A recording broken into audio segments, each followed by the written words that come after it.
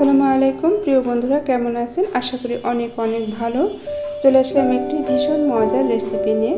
আজ আমি তৈরি করে দেখাবো চিকেন রোস্ট। তো চিকেন রোস্ট করার জন্য এখানে আমি 1 কেজি পরিমাণ চিকেন নিয়েছি।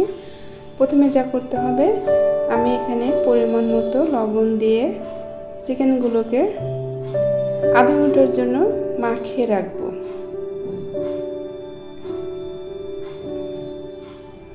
এভাবে মাখিয়ে এখন আমি সাইডে রেখে দেব। এখানে আমি নিয়েছি 1/3 কাপ গুঁড়ো দুধ। এই দুধটাকে আমি পানি দিয়ে গুলিয়ে নেব। দিয়ে দিলাম 1/2 কাপ গরম পানি।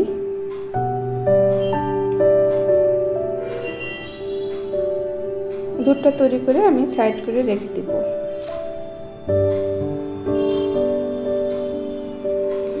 এখানে আমি নিয়েছি রাঁধুনি রেডিমিক্স রোস্ট মশলা।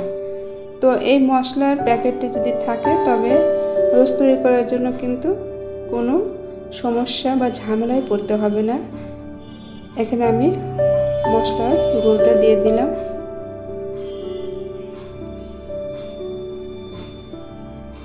সামান্য পরিমাণ পানি দিয়ে প্রথমে আমি মশলাটাকে গুলিয়ে নেব। এ পর্যায়ে দিয়ে দেব 1/2 কাপ টক দই।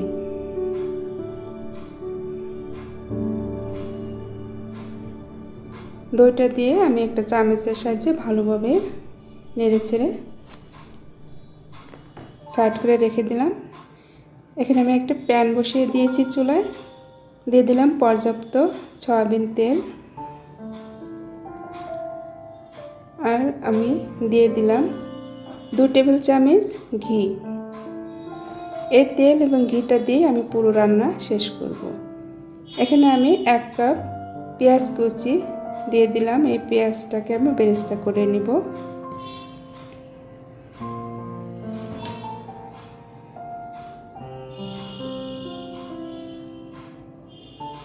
পেঁয়াজের বেরেস্তা তুলে নিলাম। এখন আমি তেলের ভিতর রোস্টগুলো ভেজে নিব।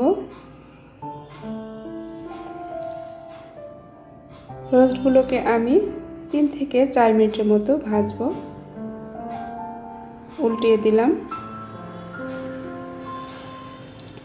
হয়ে গিয়েছে। এখন আমি এটাকে তুলে সাইড করে রেখে দেব।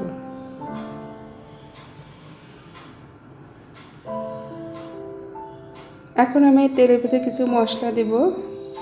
গরম মশলা এখানে আছে দারচিনি, এলাচ, সাদা এলাচ আর বড় এলাচ।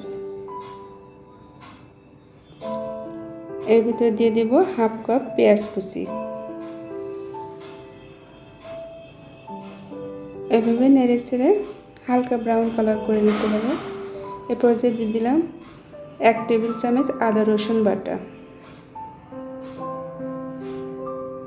দিয়ে দিলাম 2 টেবিল চামচ পেঁয়াজ বাটা।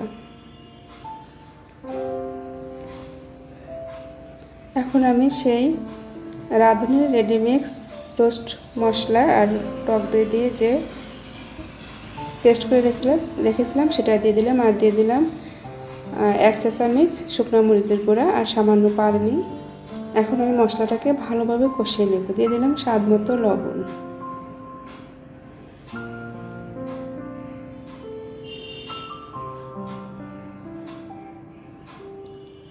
মশলাটাকে খুব ভালোভাবে কষিয়ে নিয়েছি।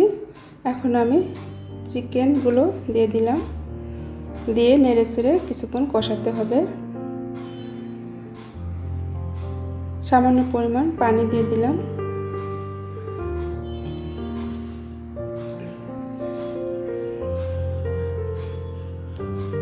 দিয়ে দিলাম কাজু বাদাম পেস্ট। এখানে আমি 15টার মতো কাজু বাদাম পেস্ট করে রেখেছিলাম। মাঝে মাঝে ঢাকনা খুলে এভাবে নেড়েচেড়ে দিতে হবে। খেয়াল রাখতে হবে যাতে নিচে থেকে ধরে না যায়।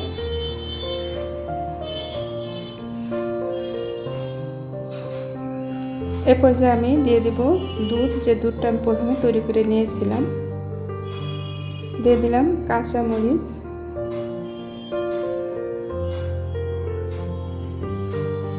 পেঁয়াজ বেরেস্তা দিয়ে দিলাম। এরপর এবার দিয়ে দেবো আমি কেওড়া জল, 1 চা চামচ কেওড়া জল দিয়ে দিলাম। তো এভাবে নেড়ে চেড়ে আরও কিছুক্ষণ আমি রান্না করব।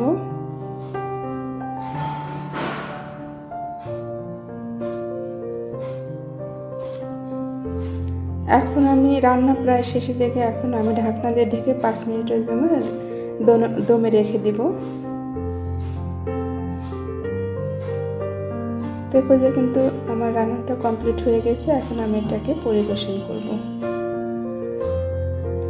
তো বন্ধুরা, আমার রেসিপি কেমন লাগলো কমেন্ট করে জানাবেন। চেষ্টা করছি খুব সহজভাবে উপস্থাপন করতে। যদি ভালো লাগে আমার চ্যানেলটিকে সাবস্ক্রাইব করে অনুরোধ করছি। লাইক, কমেন্ট, শেয়ার করে পাশে থাকলে কৃতজ্ঞ থাকব।